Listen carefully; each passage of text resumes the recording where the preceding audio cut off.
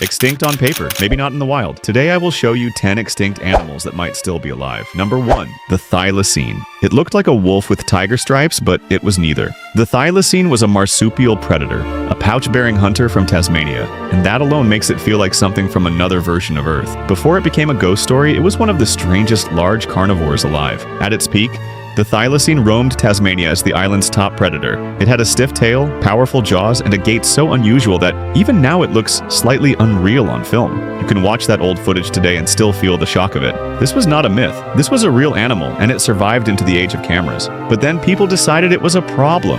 After European settlement, thylacines were blamed for killing sheep, and bounty programs turned the animal into a target. Habitat pressure grew. Hunting intensified. Fear did the rest. What had once been a living predator became a pest in the public imagination, and therefore the killing accelerated. The collapse came fast enough to be documented and slow enough to be painful. The last known captive thylacine died at the Hobart Zoo on 7 September 1936. That should have been the end of the story, but it was not. Because after that date, the sightings kept coming. And here is where the story gets strange. People did not just claim glimpses in the dark. Over the decades, there were tracks, descriptions, and repeated reports from remote parts of Tasmania. Some were almost certainly mistakes.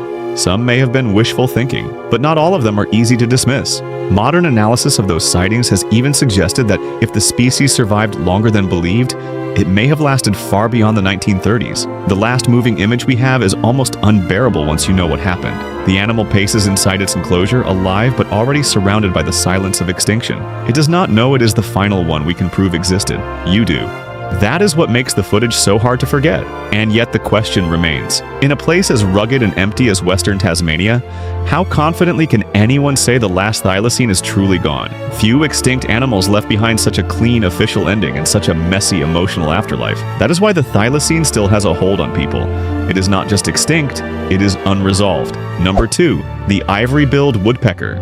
If the thylacine is a ghost on film, the Ivory-Billed Woodpecker is a ghost in the trees. It was one of the largest woodpeckers on Earth, with a long, pale bill, dramatic white wing panels, and a presence so striking that people who saw one never forgot it. This was not a small hidden bird. It was bold, elegant, and almost impossibly dramatic. At its height, it lived in the great old forests of the southeastern United States and Cuba.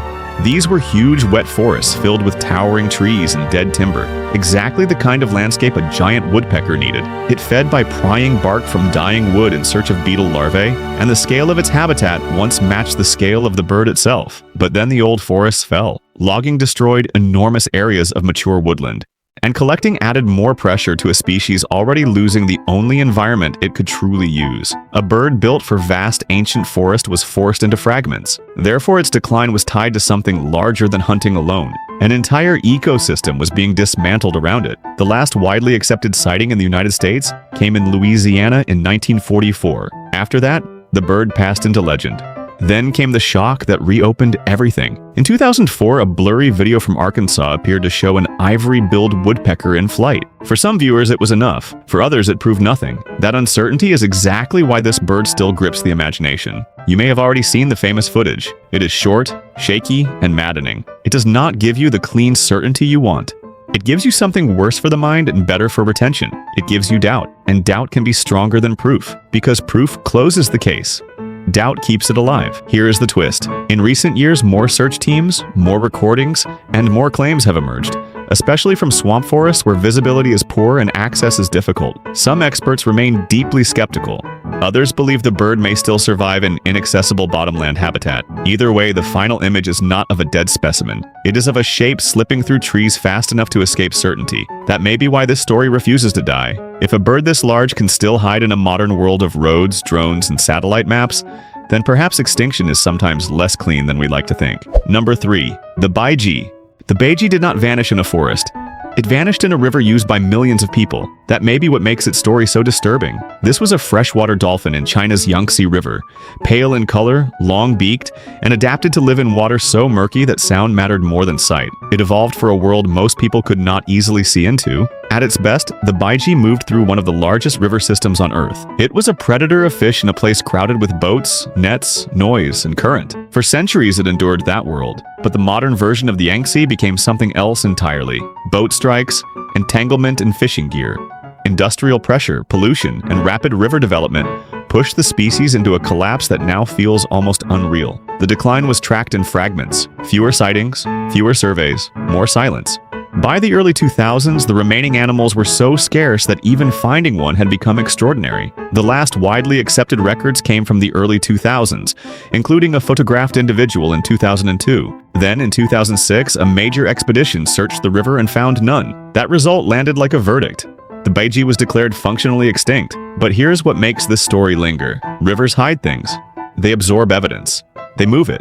They erase it. So even after science reached its conclusion, people kept wondering whether one or two individuals might still survive somewhere in the vast system, beyond the route of a survey, beyond a net, beyond one more season of bad luck. The final image is not famous because it is visually spectacular. It is famous because it feels insufficient. A photograph of a living dolphin should feel like proof of life. In this case, it feels like a farewell that arrived too late. You are not looking at survival. You are looking at one of the last thin threads connecting a species to the present. And that may be the most shocking part. A dolphin did not vanish in some prehistoric age or untouched wilderness. It vanished in full view of modern civilization, inside one of the busiest rivers on Earth. While cameras, scientists, governments, and entire cities existed all around it. Number 4. The Great Auk. The Great Auk looked almost familiar at first glance. Black back, white chest, upright body. If you saw an illustration without context, you might think it was some northern version of a penguin. But it was a bird of the North Atlantic, flightless, powerful in the water, and once present in such numbers that its breeding colonies were described as overwhelming. That abundance is difficult to imagine now. Great auks nested on remote islands from the North Atlantic world, crowding rocky ground in dense groups. Their eggs were large, their bodies were heavy, their movements on land were awkward. Those traits worked well in a world without human hunters. They worked terribly once people arrived in numbers. Sailors and hunters killed them for meat, oil, feathers, and specimens. The bird had no effective answer to organized human extraction. It could not fly away. It could only endure until endurance was no longer enough. By the 19th century, the population had been shredded into remnants. The last known pair was killed on Eldey Island, Iceland, on 3rd of July, 1844. One account says the final egg was crushed underfoot. Even if you know the history, that detail still lands like a blow. A species can disappear through grand systems like industry and empire, but sometimes extinction also arrives as one hand, one island, one moment. The final image we have is indirect. There is no living film, no photograph, only skins, skeletons, paintings, and the cold afterlife of collected remains. Yet somehow that makes the loss feel larger. This was a bird so abundant that people once treated it as a resource without limit. Then it slipped backward out of the world before cameras could preserve it properly. And here's the eerie part. The great auk is still present in modern scientific imagination because preserved remains keep alive the idea of de-extinction. The bird is gone, but the conversation around it is not. It still hovers in that uncomfortable place between memory and technological ambition. Number 5. The Carolina parakeet. Imagine a wild parrot flying through the eastern United States.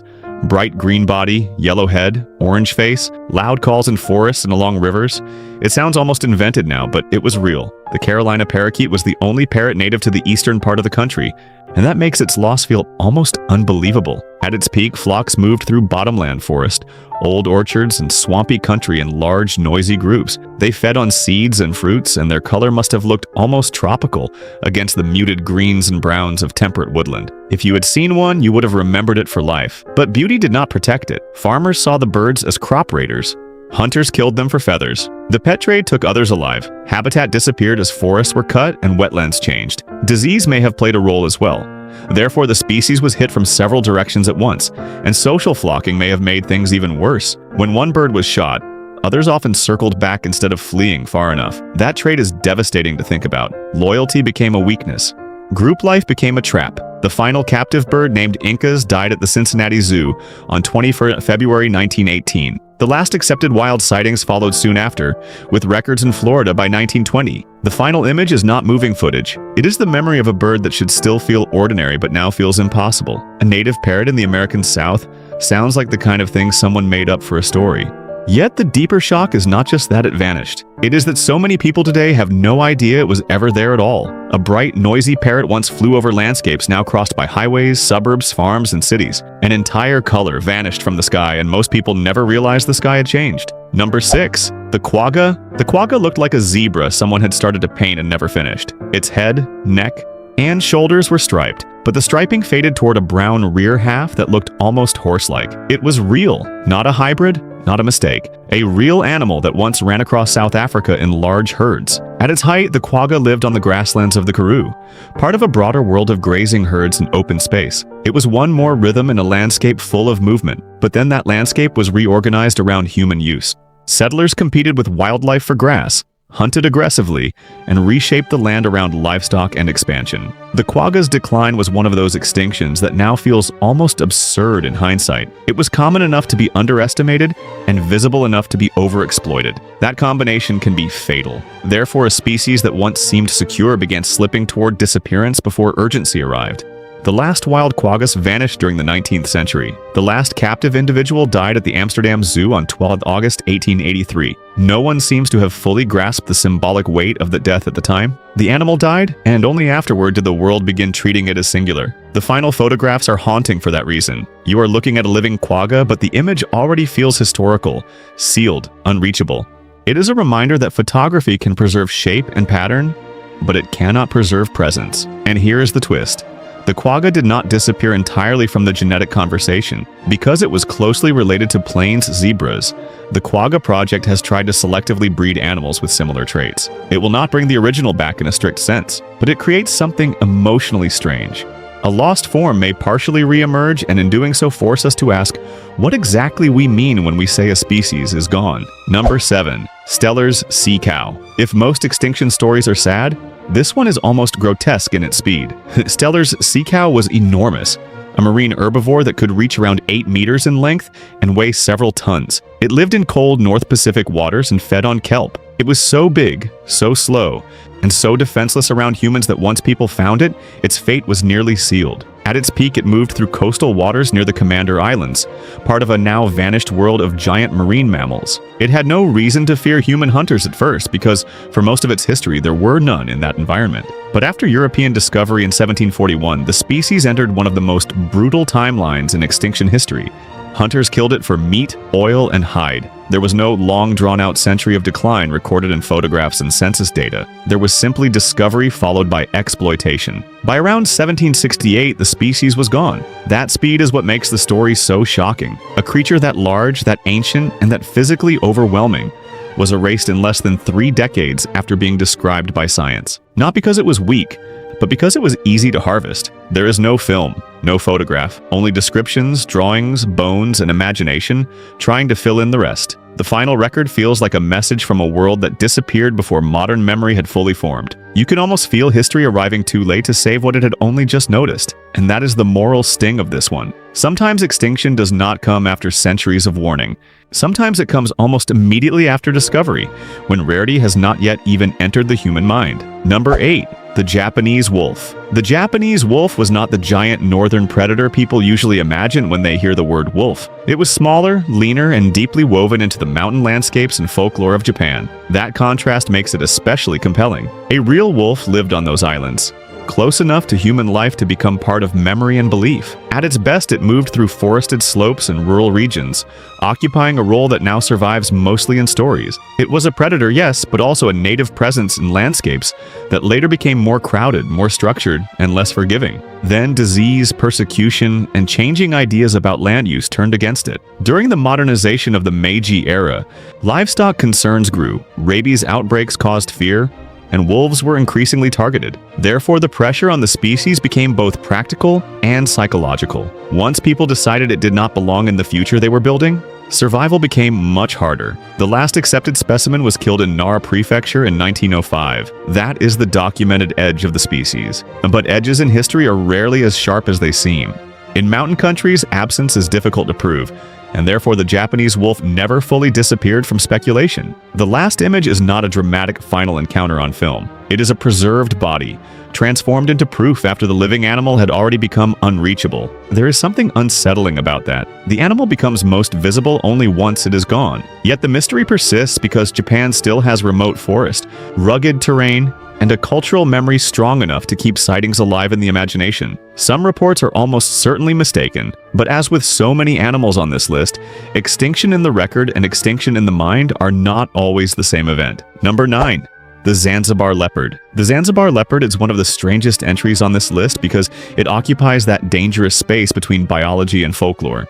It was a leopard population on Unguja Island, associated not only with predation and fear, but with stories of witchcraft and supernatural control. When an animal becomes a symbol of fear, facts alone often stop mattering. At its height, this leopard lived in the mosaic of island habitat that once supported it, moving through forest and farmland at the edge of human life. But that coexistence was unstable.